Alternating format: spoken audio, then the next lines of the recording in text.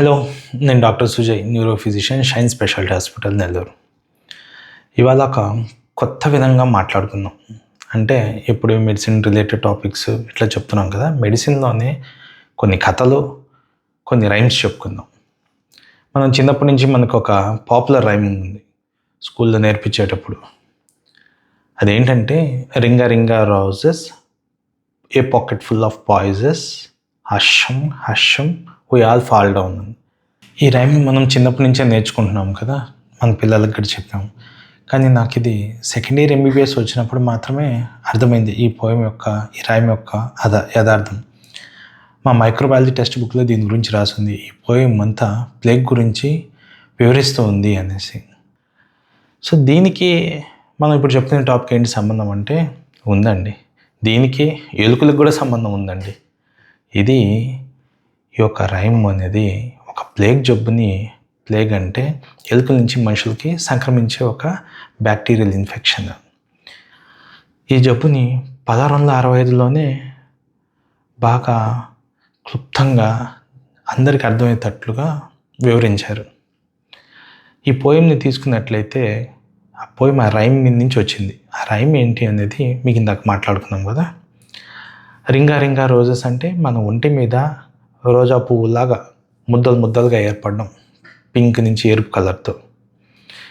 Pocket full of poison అంటే ఈ జబ్బు వచ్చినప్పుడు ఈ జబ్బుని తగ్గించుకునే దానికోసము, పాయిజన్ అంటే మెడిసినల్ ప్లాంట్స్ ఫ్లవర్స్ అని అర్థం. వాటిని జోబుల్లో పెట్టుకొని జబ్బుని తగ్గించుకుందాం అని అనుకోవడము.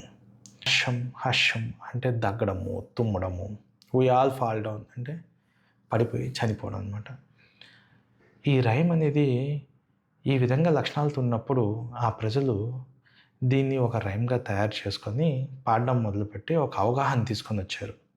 ఎందుకు అవగాహన తీసుకొచ్చారంటే, ఈ విధంగా లక్షణాలు ఉన్నాయి, ఇది ఎలుకల నుంచి సంక్రమిస్తూ ఉంది, మీరు జాగ్రత్తగా ఉండండి, ఎలుకలు మన తినుబండారాలని తగలకుండా చూసుకోండి అని చెప్పాను. ఇది 1665లో పుట్టినా కూడా థర్డ్ ప్లేగ్ ఒక పెద్ద ఎపిడమిక్ అయిందండి. అది కోవిడ్ ఎలా అయితే వుహాన్లో పుట్టిందో, ఇది యూనన్ అనే ప్రదేశంలో పుట్టి భారతదేశంలో సంక్రమించింది.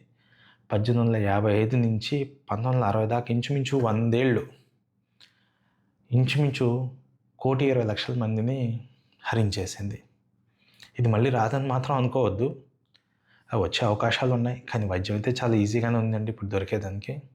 కానీ అది రాకుండా మనం కాపాడుకోవడం ఎలా అంటే, ఈ పోయము, ఈ రైమ్ నుంచి మనకి తెలిసింది ఏంటి, మనకి ఏంది అర్థమైంది అంటే, ఏదైతే బ్యాక్టీరియా ఎర్సీనియా పెస్టిస్ అంటామో అది ఎలుకల నుంచి మనుషులు సంక్రమిస్తుంది. ఏ విధంగా అంటే, ఎలుకల మీద వాగే ఈగల ద్వారా వాళ్ళ నుంచి వాటి మీద వాళ్ళే ఇన్సెక్ట్స్ మనని కుట్టినప్పుడు రావడము, లేదా ఆ ఎలుక ఏదైతే ఇన్ఫెక్ట్ అయిన ఎలుక తిండి పదార్థాల మీద తిరగడము, తినడం చేస్తే అవి మనం తినడం వాటి వల్ల వస్తుంది. మనకు నేర్చుకోవాల్సింది ఏంటంటే, మన యొక్క పాత్రలు ఏదైతే భోజనం సంబంధించిందో, తిను పదార్థాలకు సంబంధించిన పాత్రలు ఉంటాయో వాటిని గాలికి వదిలేయవద్దు, వాటి మీద మూత పెట్టండి లేదా నెట్టు వేయండి. బయట నుంచి ఏదైనా వస్తువు తీసుకువచ్చినప్పుడు ముఖ్యంగా పండ్లు అవన్నీ ఇంచుమించు మనం భారతదేశంలో వెండర్స్ అంతా బయట కాలువల పక్కనే ఉంటారండి, మనం అక్కడే కొంటుంటాం. పురుగులు వాళ్తుంటాయి, ఈగలు వాళ్తుంటాయి, ఏలుకలు తిరుగుతుంటాయి, రాత్రులు కవర్ చేసినా తిరుగుతుంటాయి. కానీ మన బాధ్యత ఏంటంటే, వాటిని ఇంటికి తెచ్చినాక శుభ్రంగా కడగడం, మన చేతులను కడుక్కోవడం, శుభ్రంగా వాటిని శుభ్రంగా కడిగి తీసుకోవాలి. ఏది ఎక్కడ ఏం జరుగుతుందో మన కళ్ళతో చూడడం కనుక, మన కళ్ళతో వాటిని ప్రతి పదార్థాన్ని శుభ్రంగా కడిగిన తర్వాతనే సేవిస్తే మనకి ఇట్లాంటి జబ్బులన్నీ రావు. సో ఈ టాపిక్ మీకు అర్థమైంటే నాకు ఒక లైక్ ఇవ్వండి. Thank you.